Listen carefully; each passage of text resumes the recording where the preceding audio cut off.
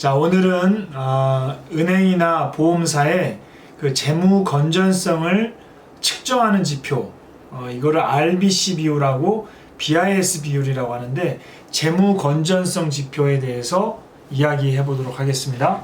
은행의 재무 건전성 지표가 있고 보험회사의 재무 건전성 지표가 있는데, 요 은행을 BIS 비율이라고 그러고 보험은 RBC 비율이라고 그래요. 신문을 보면 어느 은행이 BIS 비율이 8% 이하로 가서 경영 개선 권고 명령을 받았다, 자본을 확충해라, 이런 명령을 받았다는 게 신문에 뜨면 그 은행은 자기 자본 비율을 8% 이상으로 맞추기 위해서 신종 자본증권, 즉 영구채를 발행한다든가 유상증자를 한다든가 후순위 채권을 발행한다든가 해서 자본을 늘리지 않으면 영업 정지를 당할 수도 있는 거예요. 그래서 이 BIS 비율은 은행에 되게 중요한 거고, RBC 비율이라는 것은 보험회사에 중요한 건데, 예를 들어 신문을 보면 어느 보험사가 RBC 비율이 150% 내지 100% 이하가 돼서 경영 개선 권고 명령을 받았다든지 영업정지 명령을 받았다, 이런 내용을 받게 되면 그 회사는 영업을 더 이상 할 수 없기 때문에 그 회사는 항상 그 RBC 비율과 BIS 비율을 맞추기 위해서 엄청나게 노력을 하는데, 이게 왜 중요하냐?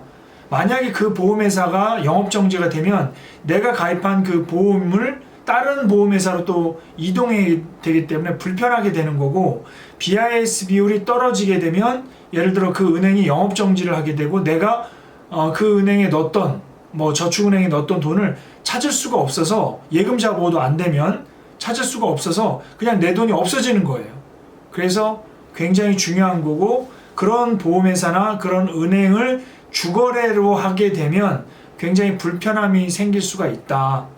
그런데 이런 내용을 공공기관 방송에서 할 수 없는 이유는, 예를 들어 잘못하면 모든 보험이 해악이 날 수가 있고, 어떤 은행이 BIS 비율이 낮아서 영업이 힘들어진다 그러면 모든 사람이 와서 돈을 찾게 되잖아요. 그렇게 되면 영업이 또 문을 닫을 수가 있겠죠. 그래서 공공방송에서 할 수 없는 내용들이, 좀 민감한 내용들이 있다라는 거예요. 좀 구체적으로 알아보면 BIS 비율이라는 거는 영어로 뱅크, 은행이죠. for international, 국제 세틀먼트, 국제 결제은행이에요.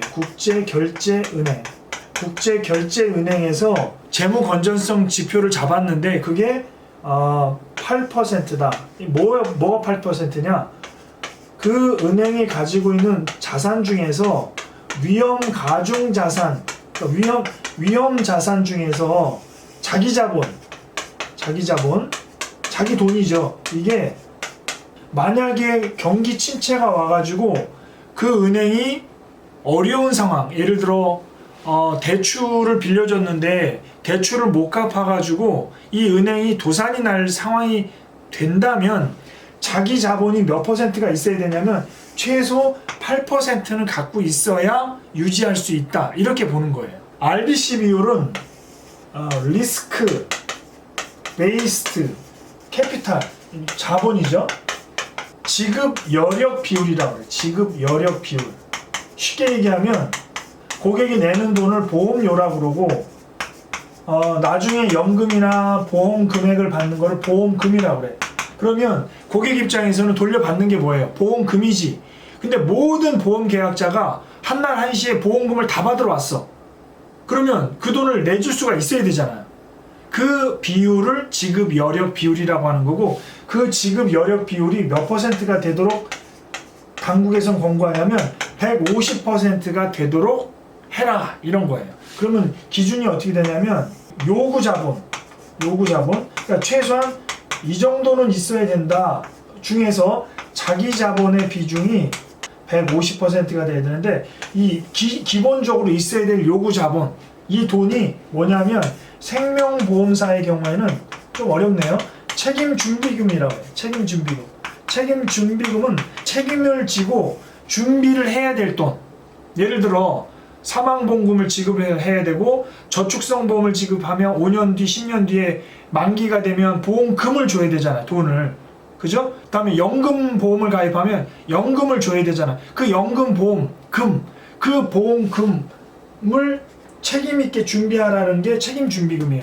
이 책임 준비금으로 나누는 거고, 그 중에 네 돈이 얼마 있냐 이 얘기고, 손해보험사, 자동차 보험사는 적정 잉여금이라고 얘기해요.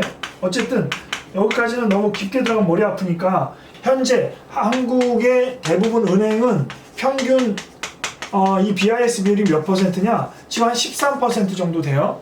그리고 한국의 평균 보험회사의 RBC 비율은 몇 %냐? 생보사는 한 270% 되고 손보사는 약 한 240% 정도 된다 이거예요. 문제는 뭐냐면 평균 13%고 평균 270, 230이지만 내가 가입한 보험, 내가 주거래로 하고 있는 은행의 BIS와 RBC 비율이 몇 %냐가 중요한 거죠. 그래서 이게 시중에 현재 10%, 8%가 안 되는 은행이 있고요. 여기가 240이 안 되는, 150이 안 되는 보험사가 있다 이거죠. 그래서 그 보험사들은 되게 위험해지는데, 문제는 뭐냐, 여기서 이 국제결제은행 안에 바젤 은행 감독위원회라고 있어요. 이거 전 세계 은행들의 재무 건전성을 체크하는 데예요. 근데 이 바젤에서 1, 2, 3라고 해가지고 이 자기 자본의 비중을 점점 올리고 있단 말이에요. 그러니까 은행을 굉장히 옥죄고 있는 거예요. 왜 그러냐면 2008년 미국 서프라임 모기지 때 은행이 도산을 했잖아. 엄청나게 큰 은행들이 도산을 했잖아. 그러니까 지금 기준으로는 은행의 건전성이 약하다. 그래서 이 기준을 더 올려버린 거예요. 그러면 어떤 상황이 되느냐, 앞으로 이게 이제 2019년 올해 거의 마무리가 되는데 지금 진행이 되고 있어요. 바젤3가. 이 바젤3가 되면 결국 은행은 어떻게 해요? 부실한 채권, 부실한 대출을 안 밀려주고 좋은 대출만 갖고 있으려고 하잖아요. 그럼 앞으로 자영업자나 중소기업이나 좀 어렵게 사는 사람한테 대출을 빌려줄까 안 빌려줄까? 안 빌려주겠죠. 그리고 빌려줬다 해도 이거를 분기마다 계속 체크를 해. 낼 수 있는지 없는지. 그리고 이자율을 올려요. 그럼 이자를 못 내는 사람들 어떻게 해? 제1금융권에서 어디로 가야 돼요? 제2금융권. 제2금융도 안 되면 대부업체로 가가지고 돈을 빌릴 수밖에 없는데, 대부업체나 제2금융권의 단점이 뭐냐면 이자만 내는 게 아니라 원금과 이자를 같이 내기 때문에 금액을 많이 빌릴 수가 없어요. 그러면 그동안 씀씀이가 높았던 사람들, 사업하느냐고 돈을 빌렸던 사람들이 돈이 안 돌죠. 그럼 파산하는 거예요. 그래서 이 바젤3가 계속 되면은 결국 서민들의 도산이나 파산이 발생할 수 있기 때문에 이게 무서운 거예요. 이 보험 쪽에서는 더 난리가 난 게 뭐냐면, 이게 IFRS라고 있어요. IFRS. 국제회계 기준이야. 국제회계 기준이 언제 바뀌냐면 2022년에 도입이 돼요. 그러면 국제회계 기준이 도입이 되는 게 뭔 문제냐? 여기서 보험사의 부채를 평가하는데, 부채가 뭡니까? 보험금이 부채예요. 연금 줘야죠. 연금 보험료 받았다 연금 돌려줘야 되죠. 저축성 보험 돌려야. 이게 다 부채란 말이에요. 보험회사의 부채. 이 부채를 지금까지는 원가로 평가했는데 앞으로는 시가로 평가한다. 이게 IFRS 17의 골자예요. 이게 2022년에 시행이 된단 말이에요. 그러면 원가 평가가 시가 평가라는 게 뭔 상관이냐? 원가 평가할 때는 한 번만 평가를 해버려. 근데 시가를 평가를 하면 매 분기마다 다시 평가를 해요. 그러면 금리가 어떻게 되냐면 금리가 계속 저금리로 떨어지죠. 그럼 옛날에 고정금리 8%, 7%로 팔아놨던 상품들이 있어요. 그걸 돌려줘야 되는데 운영하는 금리는 어떻게 돼? 점점점 떨어지지. 주는 돈은 정해져 있고 내가 운영하는 보험사의 금리는 떨어지고, 그러니까 어떻게 돌려줄 돈이 더 많아지죠. 이걸 부채를 평가하면 많아지게 돼. 부채가 점점점 많아지게 돼요. 그래서 지금 삼성생명 같은 회사도 지금 이 RBC 비율이 300%가 넘는데, 이 IFRS 17 2022년에 진행되는 거를 계산해 보면 이게 100%도 안 된다 이런 기사가 난단 말이에요. 그러면 우리나라 최고의 삼성생명도 RBC 비율이 100이 안 되면 얼마를 맞춰야 된다 그랬어요? 150이잖아. 그러면 우리나라에 남아나는 보험사가 과연 몇 개나 될 거냐? 굉장히 위험해. 그래서 결국 이 2022년이 되기 전에 자기 자본을 늘려야 된단 말이에요. 자기 자본을 유상증자를 하거나 아까 얘기했던 신종 자본증권, 뭐 영부채를 발행하거나 후순위 채권을 발행하는 건데 이런 거를 너무 많이 발행하면 이것도 다 빚이거든. 언젠가 돌려줘야 되는 돈.